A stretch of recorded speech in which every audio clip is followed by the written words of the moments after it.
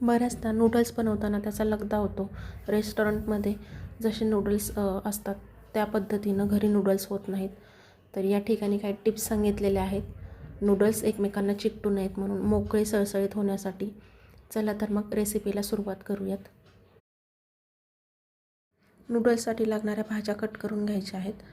तर भाज्या आपल्याला उभ्या कट करायच्या आहेत, थोड्याशा लांब अशा. तर इथं कोबी घेतलेला आहे, अर्धा कोबी या ठिकाणी लागणार आहे आपल्याला.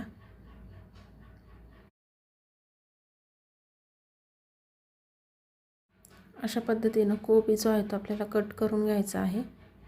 त्याचे उभे काप कट करून घ्यायचे अशा पद्धतीनं. 2 शिमला मिरची कट करून घ्यायच्या आहेत या पद्धतीनं. गाजर पण अशाच पद्धतीनं कट करून घ्यायचं आहे. आलं आणि लसूण पण या ठिकाणी बारीक चिरून घ्यायचं आहे. पातीचा कांदा कट करून घ्यायचा आहे, थोडीशी पात कट करून घ्यायची आहे. तर हे नूडल्सचं पॅकेट आहे, हे 1 किलोचं पॅकेट आहे. किराणा दुकानामध्ये सहज अवेलेबल असतं. यामध्ये 4 बंच असतात पाव किलोचे. तर यापैकी 1 बंच आपण करणार आहोत आत्ता. एका कढईमध्ये पाणी घ्यायचं, पाणी जास्त वापरायचं आहे. मीठ घ्यायचं, 2 चमचे मीठ टाकायचं, झाकण ठेवायचं आणि उकळी काढून घ्यायची याची. नूडल्स जे आहे ते थोडेसे आपल्याला कट करून घ्यायचे आहेत. तुम्ही अख्खे टाकायचे असले तसे पण टाकू शकता, पण ते व्यवस्थित आपल्याला मिक्स करता येणार नाहीत म्हणून थोडेसे कट करून घेतलेले आहेत.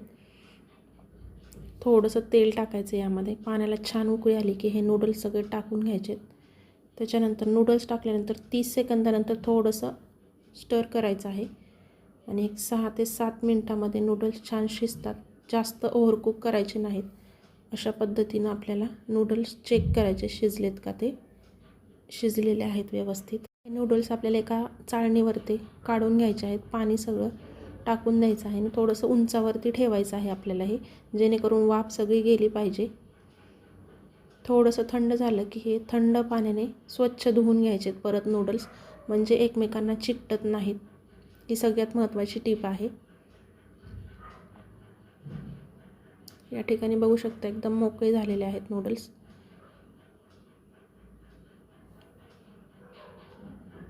थोडंसं तेल लावून घ्यायचं आहे याला, जेणेकरून एकदम मोकळे सळसळीत होतील नूडल्स, चिकटणार नाहीत अजिबात आपण ज्यावेळेस बनवायला घेतो नूडल्स त्यावेळेला.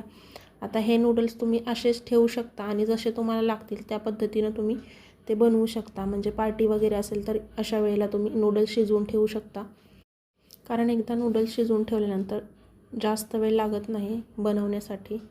कढईमध्ये 2 चमचा तेल घालून घ्यायचं. तेल व्यवस्थित गरम झालं की त्यामध्ये बारीक करून घेतलेला आलं आणि लसूण घालायचा.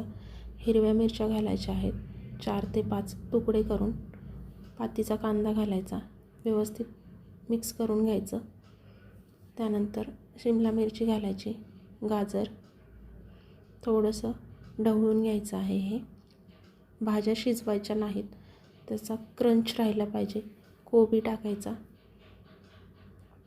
आणि एखाद मिनटासाठी हे परतून घ्यायचं आहे. मोठ्या गॅसवरती पूर्ण प्रोसेस करायची आहे, कुठेही गॅस आपल्याला कमी करायचा नाही, कारण कोणताही चायनीज पदार्थ करताना गॅसची फ्लेम जी आहे ती मोठी ठेवायची आहे. त्यानंतर बारीक चिरलेली कांदापात यामध्ये घालायची आहे, मिक्स करायचं आणि सॉस घालून घ्यायचे. रेड चिली सॉस 1 चमचा, सोया सॉस 2 चमचे, या ठिकाणी लाल तिखट घेतलेला आहे, आपला ठेवणीतला मसाला असतो तो, आणि केचप 2 चमचे घालायचं आहे. आता सॉस जे आहे ते तुम्ही तुमच्या आवडीनुसार कमी जास्त करू शकता. आता नूडल्स घालून घ्यायचे यामध्ये सॉसमध्ये मीठ असतं आणि आपण नूडल्स बनवताना पण मीठ टाकलं होतं, त्यामुळे या ठिकाणी मी मीठ काढलेलं नाही. तर तुम्ही अंदाज घेऊन मीठ जे आहे ते टाकू शकता. आता हे स्टर करताना आपल्याला या ठिकाणी बघू शकता चमचा जो आहे तो खालून वरती काढायचा आहे. अशा पद्धतीनं स्टर करायचं हे. अशा पद्धतीनं आपले नूडल्स रेडी झालेले आहेत. थोडीशी कांदापात वरतून टाकायची आणि इथे बघू शकता अगदी मोकळे सळसळीत असे नूडल्स झालेले आहेत, अजिबातही चिकटलेले नाहीत. या पद्धतीनं बनवले तर अतिशय सुंदर होतात, चवीला तर खूप सुंदर लागतात. नक्कीच तुम्हाला आजची रेसिपी आवडली असेल. अतिशय झटपट होणारी आहे आणि चवीला तर खूप सुंदर लागते.